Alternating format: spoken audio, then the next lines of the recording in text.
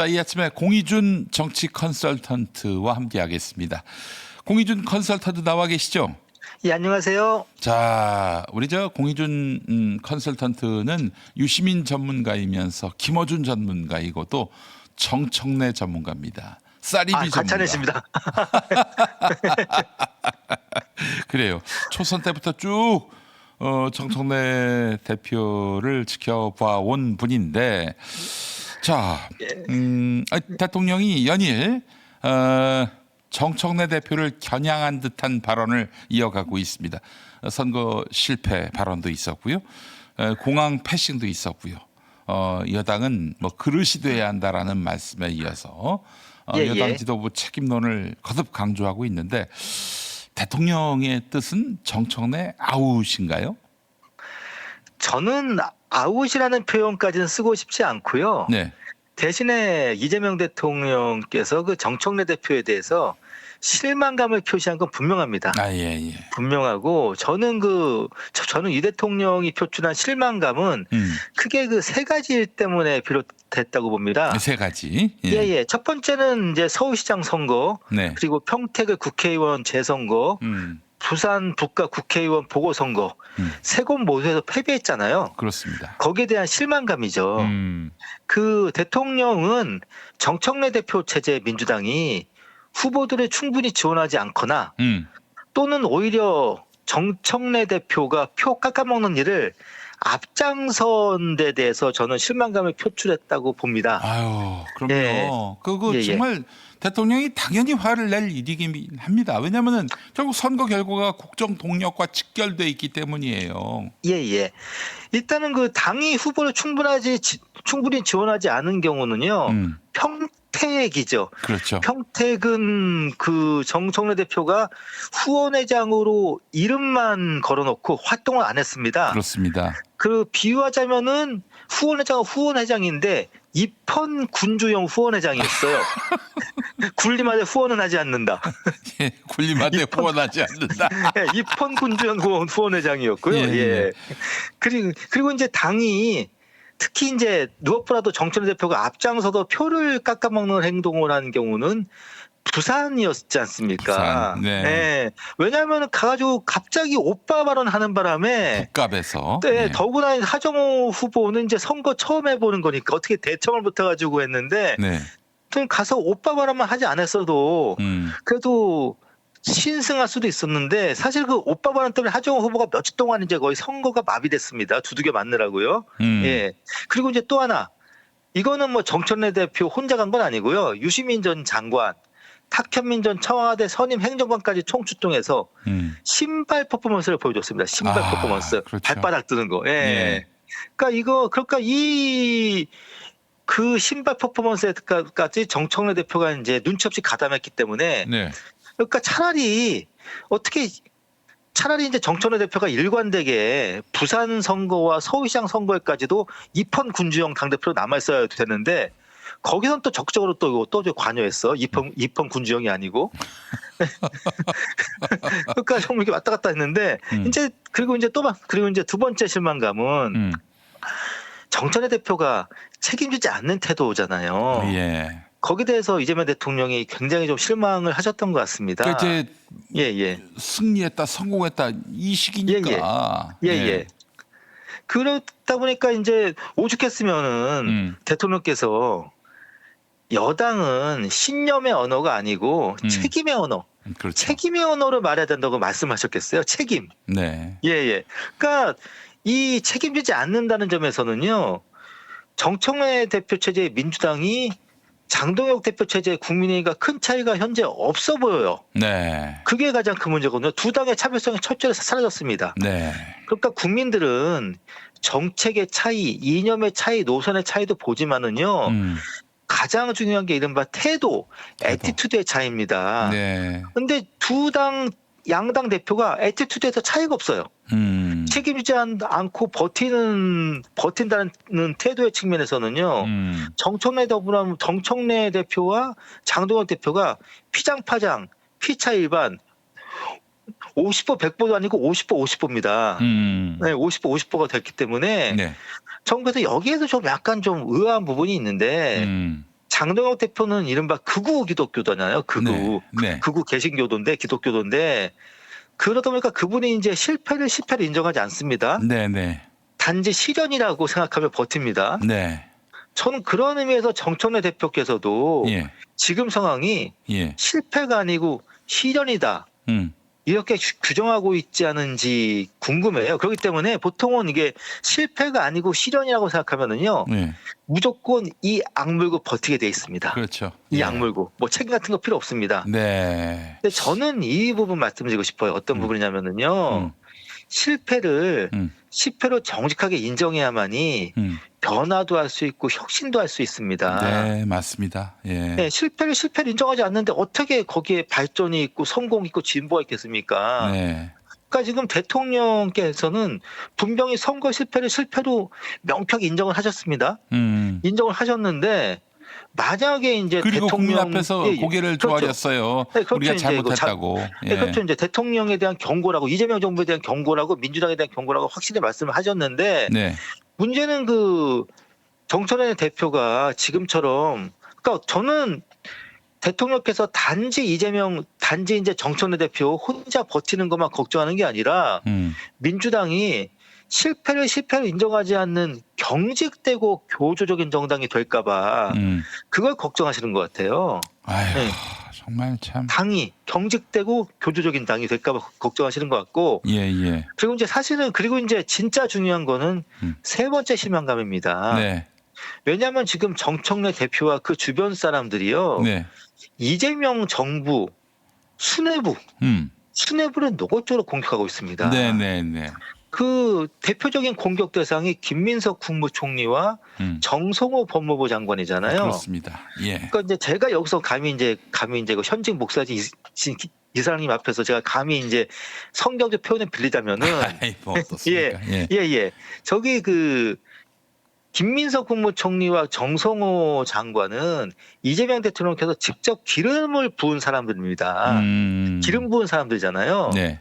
그런데 그 대통령이 직접 기름을 부으면서 축복한 사람들을 친청이란 사람들이 앞장서서 거듭하면 흙탕물에 껴안고 있어요. 그렇지 않습니까? 같이 기름을 못 부어주죠. 거기에 흙탕물에 끼우면 어떻게 하겠습니까? 네. 지금 어떤 상황이냐면은요. 정청래 대표와 그 세력이 정성호 법무부 장관은 사사건건 공격하고 있습니다. 네. 근데 김민석 총리의 경우는 지금 상황이 더 심각해요. 아예 악마화를 시도하고 있지 않습니까? 그러니까 대통령으로서는 불쾌할 수밖에 없는 상황인데 그래도 뭐 대통령께서 직접 경로를 할 수는 없으니까 불쾌감과 실망감을 일단 표시하시는 거죠. 공항에 부르지 않고 그리고 이제 X에 글을 올리시는 형태로 하는데 아무튼 정청래 대표는 뭐 공항에 안 부른 것도 아무 일도 아니다. 뭐 X에 글 올린 것도 아무것도 아니다. 이런 식으로 이제 계속 뭉개고 넘어가고 있는 상황입니다. 네. 근데 그 이재명 대통령은 내단 속의 윤석열이 아닙니다. 아마 저기 윤석열 같으면은요 흔한 말로 애들 풀어서 당대표 제거 시도했겠죠. 네. 하지만 그거는 노골적인 당무 개입이잖아요. 그렇기 때문에 이제 이재명 대통령께서 하실 수 있는 일은 공항에 부르지 않고 사회 관계망 서비스에 책임 윤리 강조할 수 있는 것이 대통령이 할 수 있는 현재 최대치예요. 더 이상은 못해요. 어떻게 할 수가 없어요. 왜냐하면 그 이재명 대통령이 윤석열처럼 야밤에 당 윤리 소집해서 당대표를 제명할 수는 없잖아요. 왜냐 제가 알기로는 그 국민의힘의 이양희 같은 사람이 민주당에는 없습니다. 그렇게 정말 아주 대놓고 자기할 사람이 없고요. 그리고 그랬어도 안 되고. 네. 그런데 문제는 대통령이 이러한 그 현실적인 한계와 우신의 폭이 제약되는 거를 정청래 대표 쪽에서 최대한 활용하고 있어요. 네. 그래서 지금 현재 최근에 유행하는 말이 이제 전쟁도 아니고 평화도 아닌 회색지대 전술이란 말이 있잖아요. 네네네. 근데 지금 정청래 대표 쪽에서 하는 게 전형적인 회색지대 전술입니다. 네. 어떤 전술이냐면은 대통령에 대한 직접적 공격은 자제하면서 대통령 주변에 쉬지 않고 때리고 있어요. 그러네요. 저는 저는 이러한 회색지대 전술이 앞으로도 계속될 거라고 봅니다. 그래요. 이상입니다. 예. 그게 대체 무슨 도움이 될지는 모르겠습니다. 게다가 사실 주변부뿐만 아니라 대통령을 직접 겨냥한 그런 발언도 있었어요. 예컨대 이제 국민은 영원하고 권력은 짧다 이 발언이라든지. 그리고 대통령도 신중한 접근을 요구했던 보안 수사권에 대해서 아예 폐지를 못 박았고요. 그 1인 1표제 이 얘기는 또 이제 당심은 내 편이다. 대통령이라도 계속 나를 흔들 거냐. 이 투의 그 느낌을 받았거든요. 이 글의 그 진위는 뭐라고 보세요? 일단은 제가 정청래 대표에 대한 한번 캐릭터 분석을 해보면은요. 정청래 대표가 유시민 전 장관 같은 모사꾼 스타일은 아니십니다. 모사꾼 스타일은 아니고 한마디로 음모가 스타일은 아니에요. 모사꾼은 아니고요. 적이다 이런 얘기이신가 봐요. 어떤 스타일이냐면은 자기 앞에 있는 길이 꽃길인지 낭떠러지 이제 가리지 않고 무조건 직진하고 보는 이른바 노빠꾸 스타일이에요. 노빠꾸 스타일. 그런데 문제는 그러니까 일단은 저희가 길을 보고 운전을 하잖아요. 그런데 정청래 대표는 길을 안 보고 운전하는 사람입니다. 앞길을 안 보고 운전하는 사람인데 이런 노빠꾸 스타일들의 특징이 있습니다. 현란한 말장난이나 교묘하게 말 돌리기 한 능력이 없어요. 그렇기 때문에 정청래 대표가 얘기한 권력은 짧고 국민은 길다. 이거는 이재명 정부를 겨냥해 던진 직격탄. 이라고 해석하는 게 상식적인 판단입니다. 그대로 이제 본심이 나온 케이스죠. 그러면 이제 정청래 대표는 모사꾼이 아니지만은 제가 여기서 이제 실명은 말 못하겠습니다. 여러 가지로 이제 그런데 사실은 정청래 대표를 배후에서 움직이는 분들은 모사꾼들이 여러 분 계시거든요. 모사꾼 스타일들이 여러 분 계신데 그 정청래 대표를 움직이는 또는 부추기는 분들의 특징이 있어요. 이분들이 어떤 특징이냐면은 정치공학으로는 정말 프로 10단입니다. 정치공학은 프로 10단인데 장기적인 국가적 비전을 설계하고 디자인하고 추진하고 집행하는 능력은 완전 초짜 아마추어들이에요. 현저히 떨어지죠. 그러다 보니까 뭐 이런 분들이 그러니까 어떻게 보면 이분들에게 장기적인 국가적 로드맵이 없다 보니까 그렇다 보니까 이분들이 이제 매일 허구한 날 앵무새처럼 외칠 수 있는 게 2인 1표제 아니면 보안 수사권밖에 없습니다. 그리고 이제 저는 매일 1인 1표제 외치는 분들이 의석 한두 석짜리 이런 마이너 정당이라면 저는 이해를 합니다. 사실은 이러한 소수 정당들이 당장 국가적 운영에 책임을 질 필요는 없잖아요. 하지만은 국회 의석 160석이 넘는 집권 여당의 유일한 관심사가 자기들끼리 치르는 전당대회의 1인 1표제다. 이거는 대단히 큰 문제죠. 어떻게 보면 그 정청래 대표 체제에 지금 민주당이 보여주는 모습은요. 의석 160석의 당이 아니라 의석 1.6석짜리 당이에요. 의석 1.6석짜리 당입니다. 그리고 동시에 이분들이 매일 보안 수사권을 외치고 있는데 그런데 저희가 한번 생각해 보세요. 민주당이 1인 1표제를 하든 1인 100표제를 하든 그게 인공지능 시대의 국가 경쟁력과 무슨 상관이 있습니까? 글쎄 말이에요. 아무 상관이 없어요. 그리고 이제 보통 청년 세대가 요번에 이제 정부 여당에 대해서 굉장히 좀 비판적인 투표를 하지 않았습니까? 그런데 보안 수사권을 폐지하든 존속을 하든 그게 이른바 청년들의 일자리나 청년들의 미래와 무슨 관련이 있겠습니까? 저희 관련이 있을 수도 있겠네요. 검찰 공무원 시험 준비하는 청년들한테는. 그러니까 일종의 검찰 공무원 준비하는 극히 일부의 청년들을 제외한 대다수 청년들과 아무런 상관이 없는 주제를 가지고 맨날 여당 당대표라는 사람이 여당 사무총장이라는 사람이 여당 최고위원 사람이 맨날 떠드는데 그 당이 무슨 수로 청년들의 지지를 받을 수 있겠습니까? 전 그렇기 때문에 1인 1표제 보안 수사권 하나같이 일자리와도 상관이 없고 부동산 값 안정과도 상관이 없고 두 개 다 특징이 있습니다. 국민들과는 전혀 상관없는 공허한 정치 노름일 뿐이에요. 저는 그러한 공허한 정치 노름의 수렁에서 네. 집권 여당이 저기 헤어나지 못하면은요.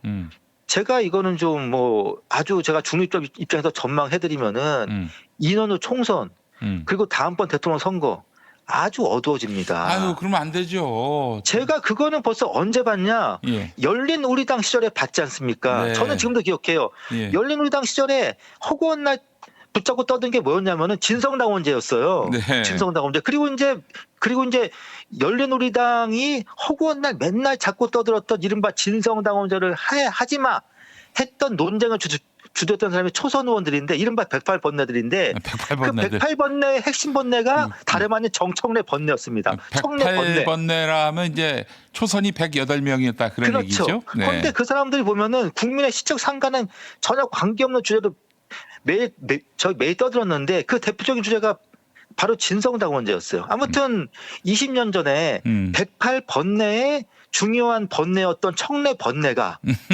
지금은 이제 이재명 정부의 번뇌가 또 됐습니다. 그러니까 결국 이재명 대통령 시종 중도로 예. 이제 설명되는 이 정부의 성격에 전혀 부합하지 않는 여당 예. 대표다 이런 얘기인 예. 것 같습니다. 그럼에도 그래서 불구하고 이제 제가 여기 한 번 제가 드리고 싶은 말씀은 어떤 거냐면은요. 정치권에서 네. 한 번 번뇌 덩어리는 영원한 번뇌 덩어리다. 정청래 대표를 보니까. 예. 알겠습니다. 자, 그런데 이 정청래 대표가 믿는 구석이 있습니다. 바로 예. 김어준 총수 아니겠습니까? 예. 저 김어준 믿고 전당대회에 또 나올지 대표직 연임을 위해서 나올지 예. 어떻게 전망하십니까?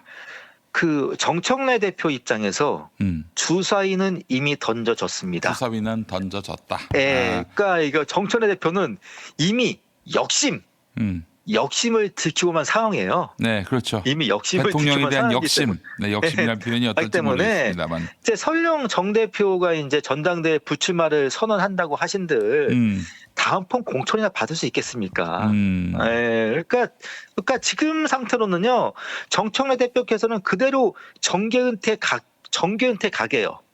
정계은퇴 각이다 보니까 이제는 뭐 정청래 대표께서는 이제 옥새를 각오하고 있다고 봐야죠.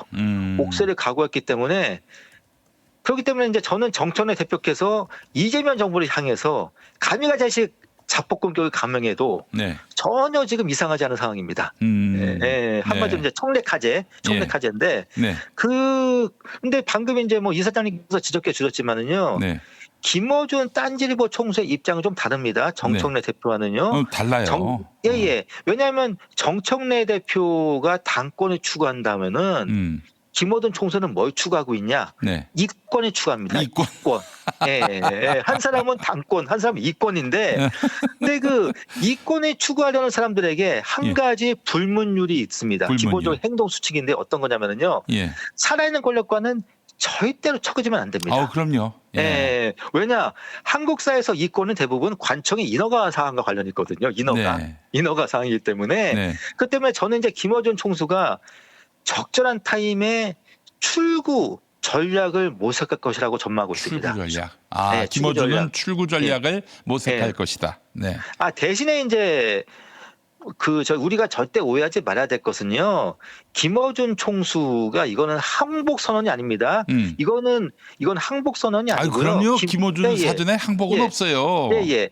이거는 그야말로 이보 전진을 위한 일보 후퇴일 뿐입니다. 후퇴일 뿐인데 전 그렇기 때문에 이제 김어준이 어떤 지금 대안을 저는 고민하고 있을까 생각해 보니까요. 김용민 이 사람이니까 동명이인은 김용민 의원, 김용민 의원이나 박주민 의원 같은 사람들을 정청래의 대안으로 밀 가능성이 높습니다. 저하고 생각이 똑같으십니다. 저는 특히 두 사람 중에 김용민 의원이 좀 더 가능성이 있다고 봐요. 그래요. 왜냐하면 이제 박주민 의원 같은 경우는 이제 지난 서울시장 경선 국면에서 이제 뭐 너무 이재명 상처를 크게 대통령과 입었어요. 그것도 있지만 그때 뭐 이재명 대통령과 머리, 안경 다 비슷하게 하고 다녔잖아요. 네. 그 때문에 박주민 의원은 이제 그 친명으로 인정받기 위해서 최대한 노력을 할 것 같은데 네. 대신에 제가 뭐 저도 얼핏 봤습니다만은 김용민 의원이 뭐 이재명 정부를 뭐 이른바 혁명 정부 비슷하게 규정했나 봐요. 혁명 정부. 그런데 제가 알기로는 이재명 대통령께서는 자기 현 정부를 중도 실용 정부라고 규정하고 있지 혁명 정부라고 규정하고 있지는 않거든요. 네네네. 그러니까 한마디로 이제 그러니까 이제 김용민 의원처럼요. 네. 이재명 정부를 혁명 정부로 규정하고 있는 사람들에게는 이재명 정부가 지금 이른바 배신을 때린 걸로 볼 수밖에 없습니다. 전 그렇기 때문에요. 이른바 그 당내 강경파로 불리는 분들 입에서 조만간 나올 말이 어떤 거냐면은 이재명 정부가 뭐 국민을 배신했다 하는 얘기가 나올 거예요. 당장은 나오지 않지만 이제 몇 달 후에. 전 그렇기 때문에 저는 그렇기 때문에 박주민 의원보다는 훨씬 더 강경파인 그리고 동시에 이제 친문 쪽 코드에 훨씬 더 맞게 움직여주는 김용민 의원을 저는 대안으로 모색할 것 같습니다. 우리 정청래 대표가 착각하면 안 될 것이 김어준이 자신과 의리를 지킬 것이다. 이런 망상이에요. 그럴 리 없습니다.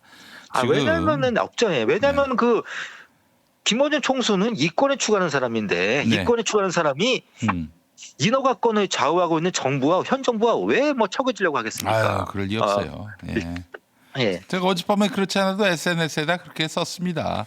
김어준이 여기서 더 나가지 않는다. 특히 정청래를 앞세운 뭐 이제 친청계를 중심으로 해서 정청래의 연임을 위해 봉사할 가능성은 제로에 수렴된다 이렇게 얘기한 바 있습니다. 그런데 뭐 정청래 대표의 좀 뭐 입장은 다릅니다. 정청래 대표는요, 김어준 총수가 설령 정청래 대표에 대한 지지를 철회한다고 해도 전당대회 출마를 강행해야 될 수밖에 없는 상황입니다. 제가 방금 전에 말씀드린 것처럼 이미 역심을 들켰기 때문에요. 일단 주사위는 던졌기 때문에 출마할 수밖에 없고요. 왜냐하면 이제 이미 너무 멀리 왔잖아요. 이미 너무 멀리 왔기 때문에 이제 출마를 할 수밖에 없을 것 같고. 참고로 저는 정청래 대표와 저는 개인적 사감이나 악연은 전혀 없습니다. 개인적 사감이나 악연은 전혀 없고요. 제가 지금 정말 아쉬운 부분이 뭐냐면은요.